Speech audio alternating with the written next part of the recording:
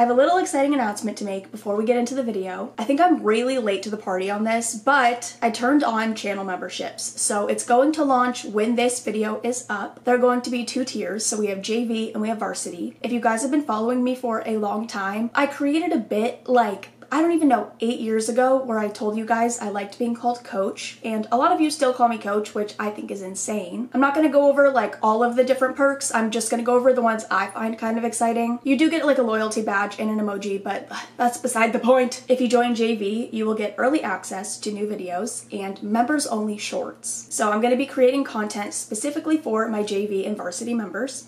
If you are on JV, you will get access to those shorts. If you were to join varsity, you will get members only videos, which I'm really excited about. I'm going to be creating content that only you will have access to if you were to join that tier. If you were to join varsity, you also get all of the perks from JV. You will just also get access to members only videos. Like I said, I'm going to launch this when this video goes up, so it should be available now. I'm really excited. I've never really done anything like this before. I feel like YouTube gives you a lot of ways to like connect with your audience and do all of these different things, and honestly, I'm just really bad with change, but I'm really excited about this. I think it'll be really fun to give you guys new content, and I do feel like it'll feel more personal, and I think that's something I've been striving to feel lately because I did kind of stray away from having this personal connection with my audience, and I talked about that in like my last video where I cry the entire video. So hopefully this will be a way for us to connect on a deeper level. I'm not exactly sure what kinds of videos I'm going to be posting. It'll probably just be like a mix of everything, but I do think my more rambly videos are going to be something you will access through these channel memberships. Something I'm still trying to figure out, still trying to work out all the kinks. I'm actually filming this video a couple weeks before it goes up, so I have time to figure it out, and I'll let you guys know when I figure it out.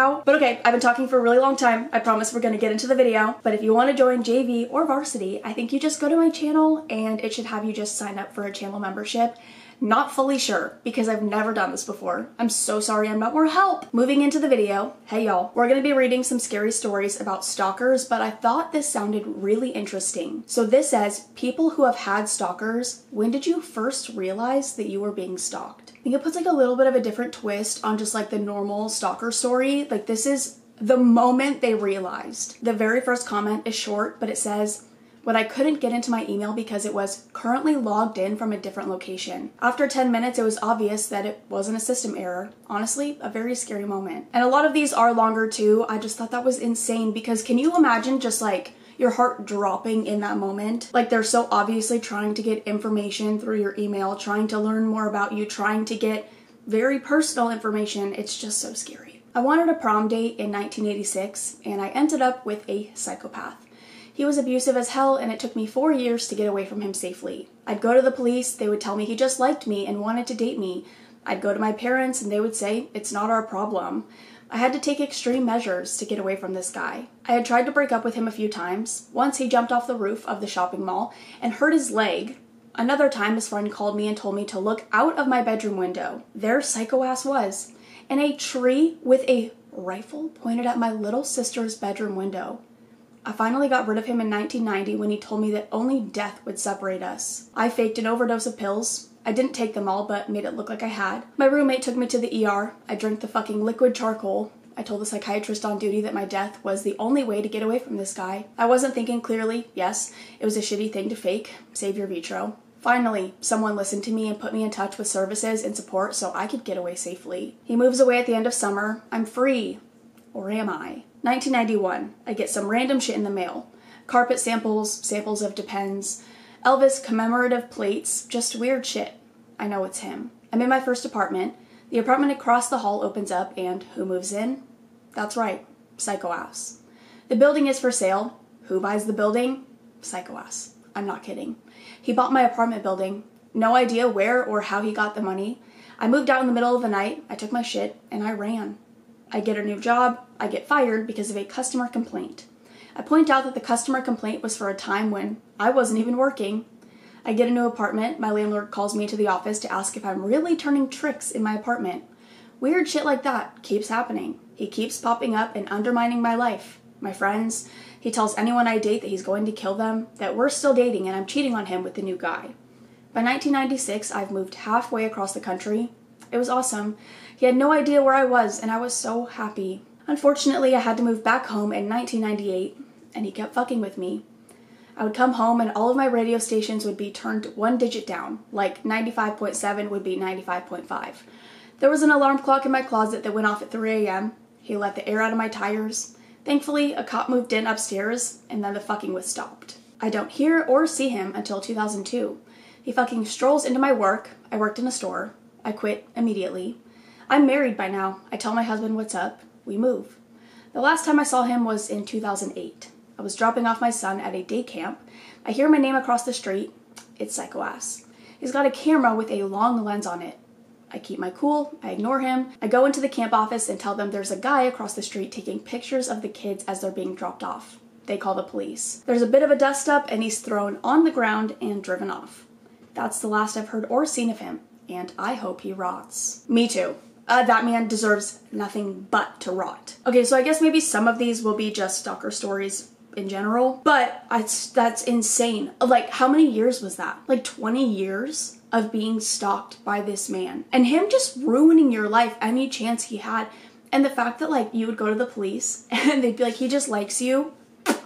I'm so sorry. How is ruining my life like a sign of endearment? Like, that's fucking insane. I went to go visit my dad out of state because I just really needed to get away from my extremely toxic mom and her family for a while. Towards the end of my vacation, I was like, I'm a legal adult. There's nothing stopping me from just staying here. I decided it was better for my mental health and overall well-being to just stay near my dad. My mom flipped her shit. I told her, I just really want some space. When I'm ready to talk to you, I'll call you. But they have no sense of boundaries, so she and my half-sister constantly called my dad's house trying to get me to come back to live with them. My sister would call, hang up when I wouldn't answer, and then call again right away, so there would be 30 calls on our caller ID in the span of 30 minutes. When I wouldn't pick up the phone, my sister switched to bombarding my MySpace inbox with one insane message after another at 3 a.m. I started noticing weird things around town. Cars I didn't recognize would slow down by me when I was out walking. People that I had just met would suddenly know things about me and ask about my mom like they were trying to get information. My mom called out of the blue one day to ask about my hair. When I lived with her, she always made me keep it long as a means of control. My hair is very thick, heavy, and on the dry side, so it was always a nightmare to keep it down past my waist like she wanted. After I decided I was staying with my dad, one of the first things I did was chop my hair off super short. It felt great, getting rid of all of it, and I found out after all this time my hair was actually curly. I never knew because my hair was so weighed down. So when my mom called me and gave me this really bitchy, how long is your hair now? I told her I cut it because it's my hair. Why? Do you have people spying on me? She sputtered, What? No, I'm just asking because I'm your mom and I could just feel that you cut your hair because moms always know that stuff about their children. Yeah, sure. Whatever. After a year, my dad and I moved to a different house and never gave my mom or her family the new address.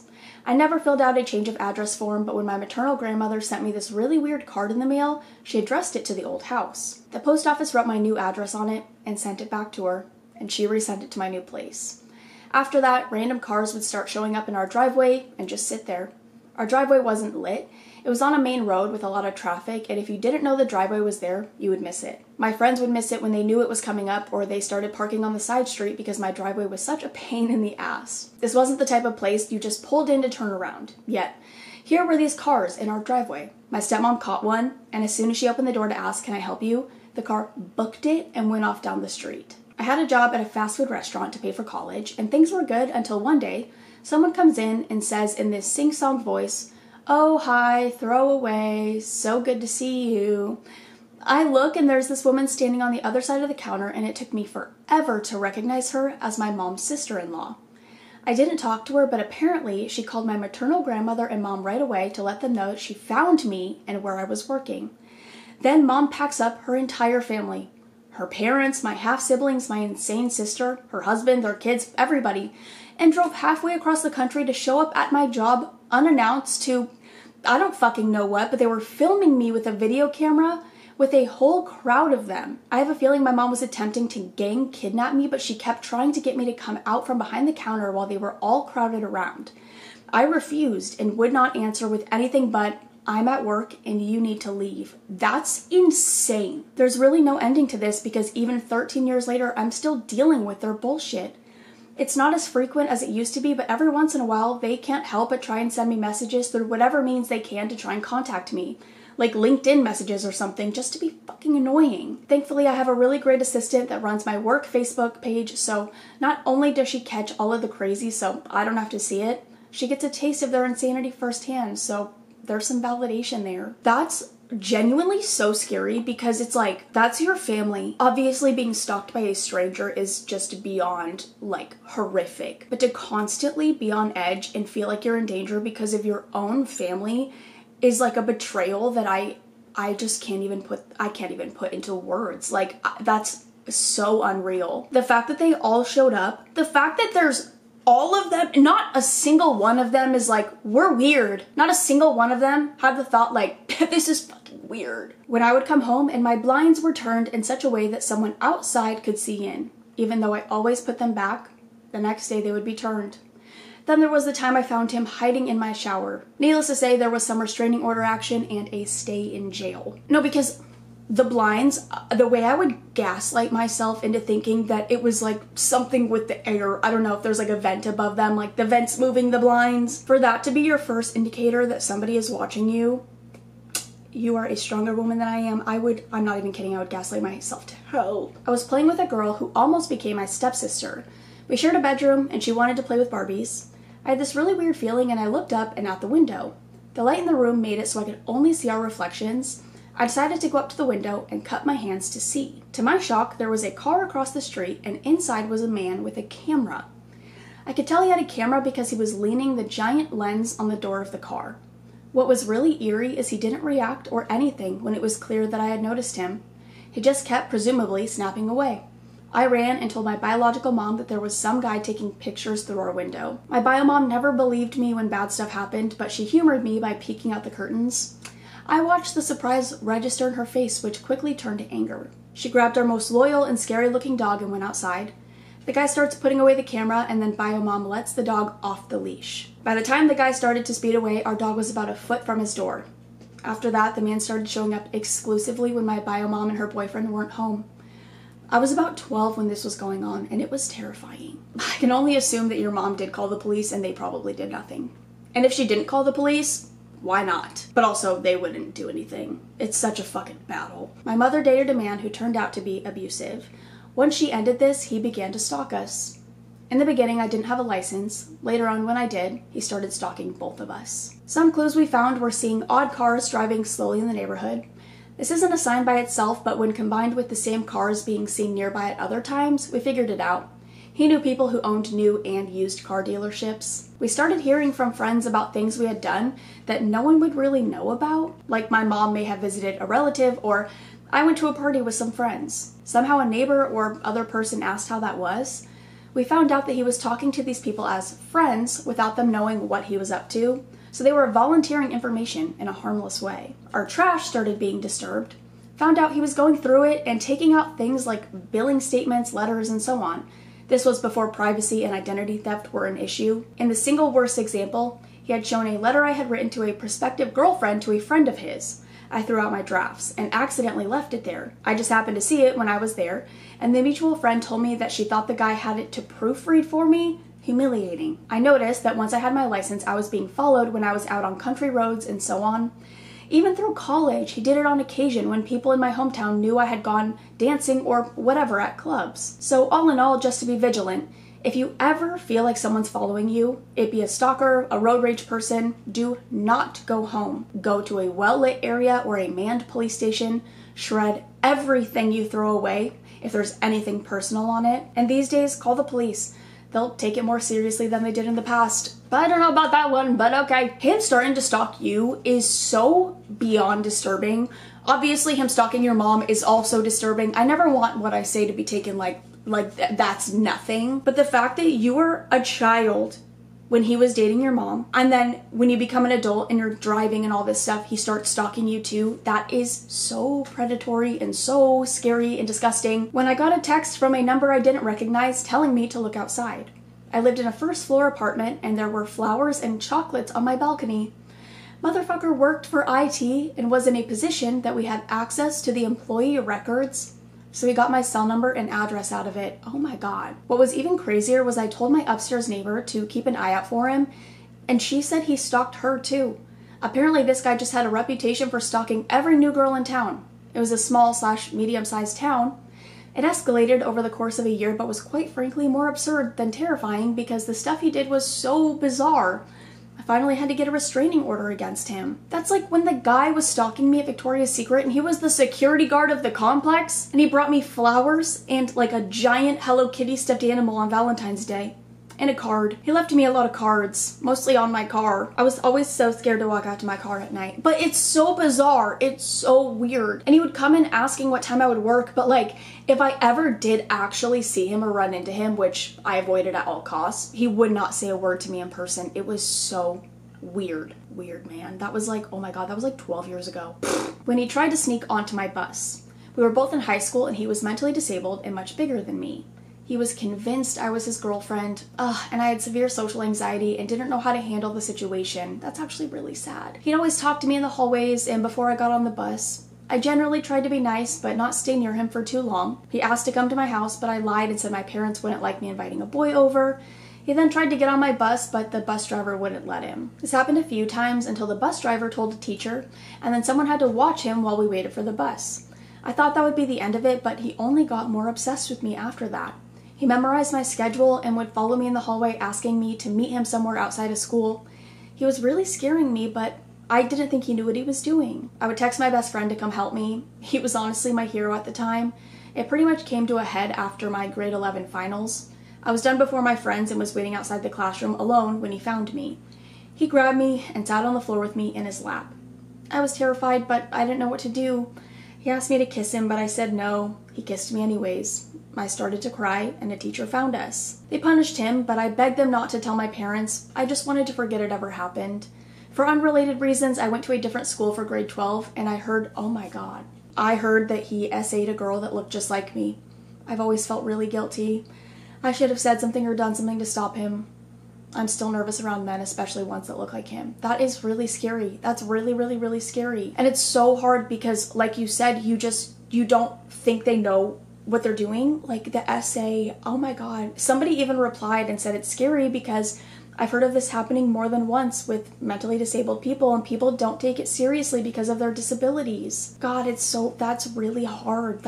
Oh my god. When some of my favorite clothes went missing out of my closet and I got a text saying something to the degree of how I wasn't allowed to wear cute things in front of other men anymore. That is, no, because that being the moment you realized, oh my god. I had to take a brief intermission because my boyfriend scheduled an electrician to come fix an outlet and didn't tell me, so he just showed up and I was like stunned. But he was the nicest man on the planet. He was so funny and my boyfriend said he sounded jolly on the phone, and like jolly is the best way to describe this man. He was so funny. Anyways, I don't know what I was saying in that last one, so I'm just gonna move on. This guy I met in a nightclub kept asking me where I live. It was a semi-small town, so I kind of gave vague directions like by the school. I just met him and didn't want to give him my physical address. Yeah, that would be weird if that's what he was asking. A week later, I found flowers in my car with no note. The next day, I found candy. Again, no note. At the end of the week, I found a note from the guy from the nightclub. He wrote that he found me and drove around all night until he had seen my car. He went on saying that he had been watching me and knows what I like, and did his gifts please me. He told me he's been watching me go here and there. It started out like he was a romantic, but it turned into creeping. At night, I started locking my car door. He would leave notes under my wiper blades. His notes were becoming more and more crazy. He was leaving dead roses or trash on my car. One good thing is that he did not go up to my door, but at the time my brother was living there and my father was home a lot.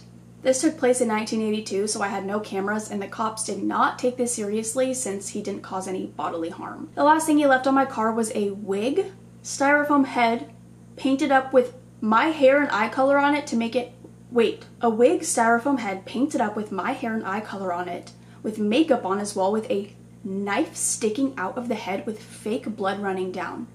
The guy was a nut job. And the cops didn't take that seriously. He didn't cause you bodily harm, but he put a painted styrofoam head made to look like you with a knife sticking out of it. Yeah, okay. No, but he's harmless, right? I'm a guy, used to be a bartender, working a shift one night and started chatting to this girl. She seemed nice enough, so I asked her out, and a couple days later we go on a very casual date, literally just met up for a cup of coffee and a chat. My next shift at the bar, she turns up, alone, and sits at the end of the bar.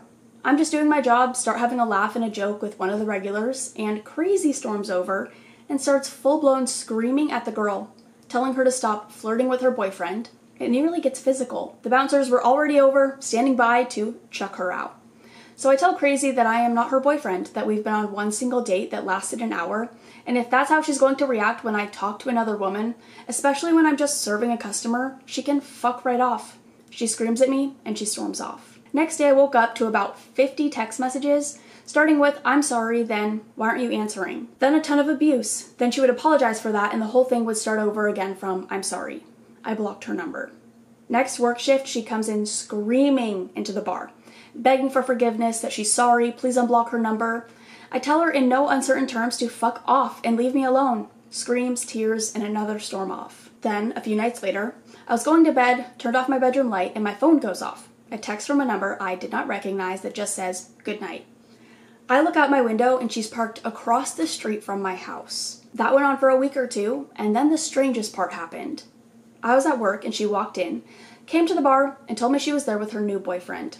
I breathe a sigh of relief while pitying the poor fucker, and then her new boyfriend walks in.